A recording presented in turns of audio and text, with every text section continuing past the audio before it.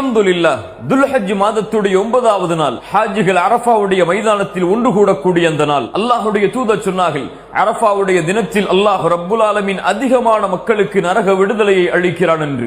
மேலும் அல்லாஹ்வுடைய தூதர் சொன்னார்கள், அரஃபாவுடைய மைதானத்தில் ஒன்று கூடி இருக்கக்கூடிய எல்லா முஸ்லிம்கள் முஃமின்களுடைய பாவங்களையும் அல்லாஹ் அன்றைய தினம் மன்னிக்கிறான் என்று. சுப்ஹானல்லாஹ்.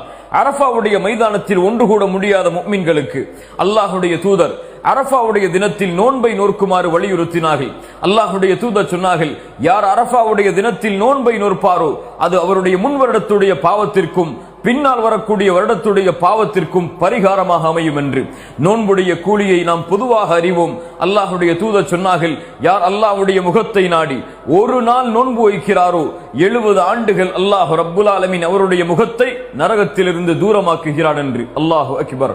அரஃபாவுடைய நோன்பை நோற்போம், அல்லாஹ்விடத்திலே பாவ மன்னிப்பை பெறுவோம்.